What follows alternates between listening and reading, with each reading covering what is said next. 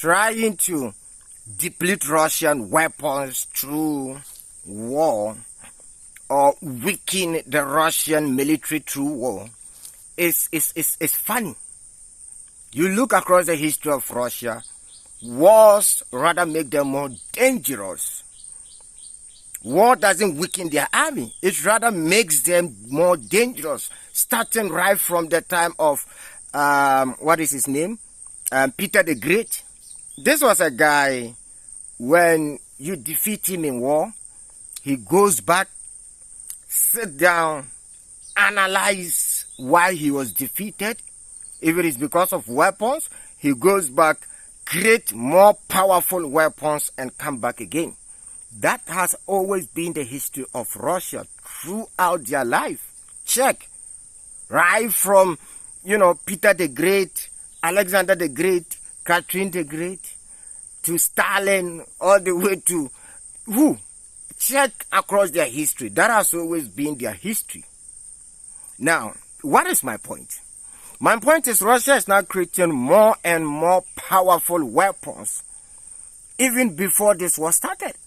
So the whole aim of the West was to drag Russia, weaken Russia through Ukraine, weaken their army, and we can clearly see that the opposite is currently happening. Clearly the West miscalculated the Russians. They misread Putin and, Russian ability to actually produce more weapons. Now, the Russians have launched multiple weapons within a short period of time, which we've spoken a lot about, these weapons on this channel. Now, they have released another new weapon, which is capable of clearing mines. A robot that can clear mines on the battlefield. Quite interesting. Check it out.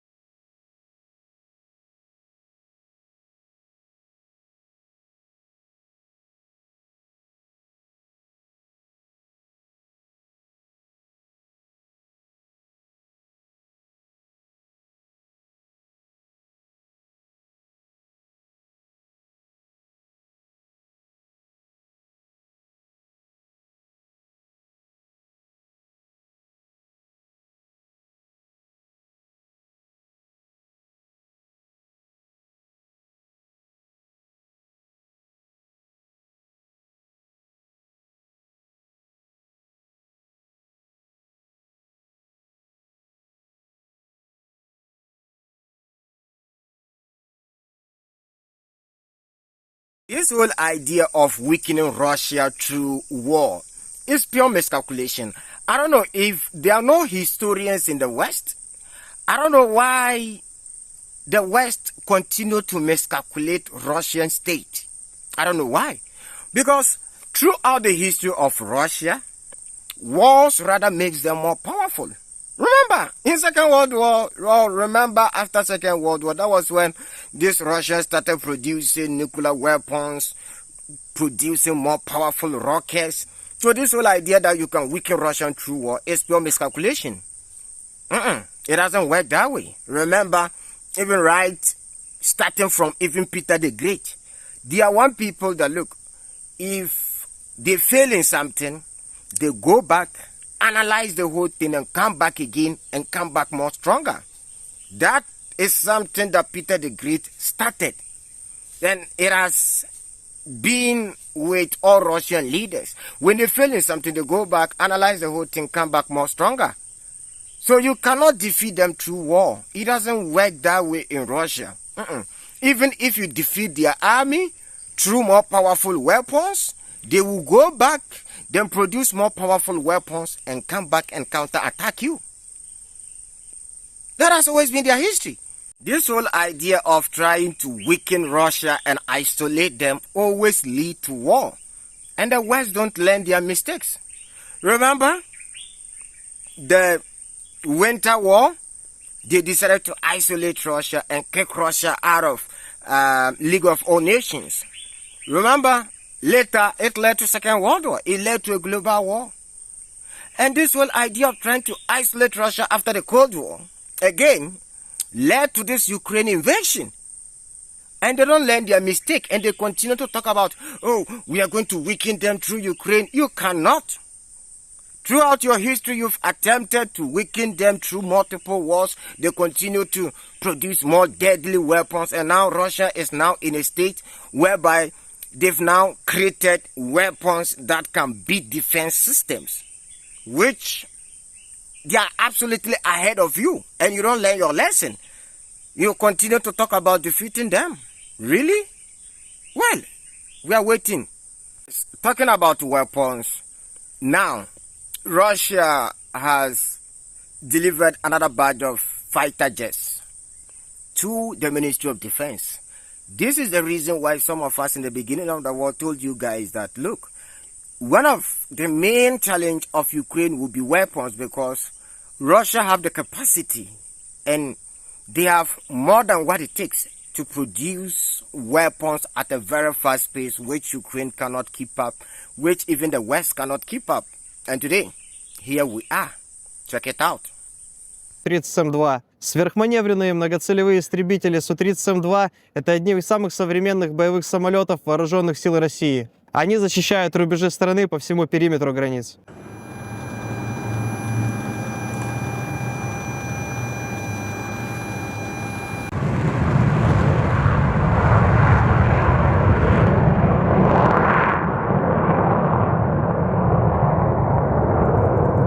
This is the main reason why Obama refused to start this war. Because Obama said, look, Russia will always have the advantage because, one, Ukraine is very close to them. You look at these guys, they can produce more weapons than you can ever think throughout their history in terms of war. Weapons have never been the problem of these guys. That is the main reason Obama refused to start this war in the first place. But these guys were very naive, thinking that, look, we can start this war and win. When was the last time that Ukraine got fighter jets? When was the last time? Let me know down in the comment section. F-15s, right? And I'm yet to see them fly on the front lines or the battlefield. Quite interesting. Interesting time ahead. Now, I came across this video of Russian soldiers helping Ukrainian forces on the battlefield. Despite this war against these two sides, at the end, humanity wins. This is to tell us that, look, despite the hatred they have for each other, they still care about each other. They still understand that, look, we are human beings at the end. Well, you watch these videos.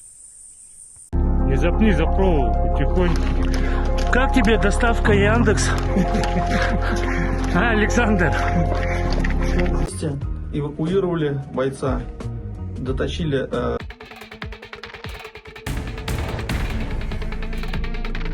If you are still watching this video, then it means you like the video. So please hit on the like button, and if you are new to the channel, subscribe. So currently, there is confusion between America and EU. So the confusion have to do with the 28 peace plan proposed by Donald Trump. So Western Europeans are shocked. According to Bloomberg, this peace proposal came as a surprise to them because United States never consulted them. They have no idea that this was going on. Even close members to Trump were not fully aware of this 28 peace plan, which I've already spoken about it, about twice on this platform. So I'm not going to go into the details again of this particular 28 peace plan. But we are beginning to see cracks in this so-called alliance that they claim that they are now united more than ever. Remember, they told us that they will fight to the last Ukrainian, and Russia has united them. The alliance was collapsing, and because of Putin's carelessness, they are now united more than ever. Really?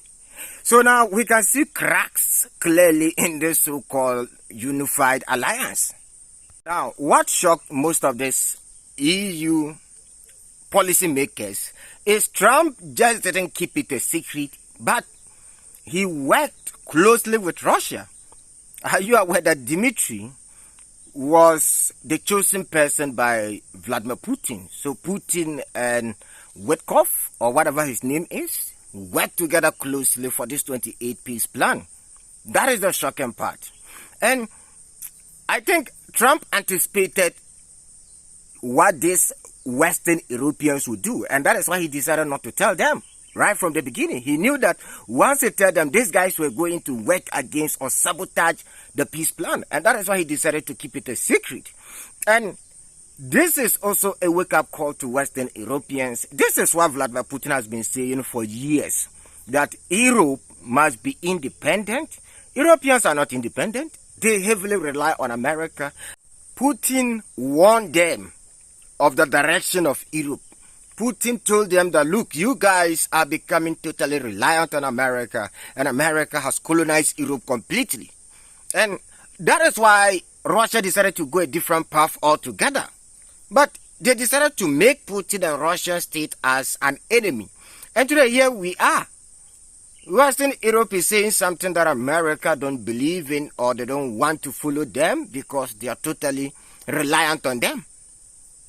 Now, Trump said, look, if you don't follow what I am saying today, then I'll stop giving you guys arms to go and fight the Russians. And without American arms, clearly Western Europe is nothing. They cannot fight against the Russians. Clearly.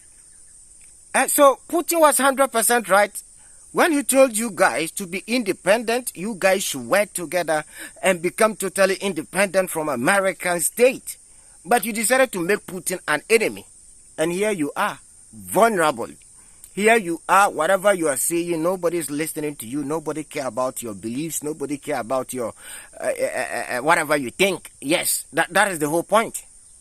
A Russian diplomat once said, diplomacy without arms is like music without instruments. And clearly, what is happening in Europe today is a clear definition of music without instruments. So Europe currently, they don't have the military strength, unlike back in the days when they were powerful to project their views, to do whatever they wanted to do because they had the military power to back whatever they believed in. What do you think? Let me know down in the comment section. Your opinion is very, very important. Thank you very much for watching this video to the very end. If you watch this video to the very end, let me know what you think in the comment section. Shalom. See you guys in the next episode.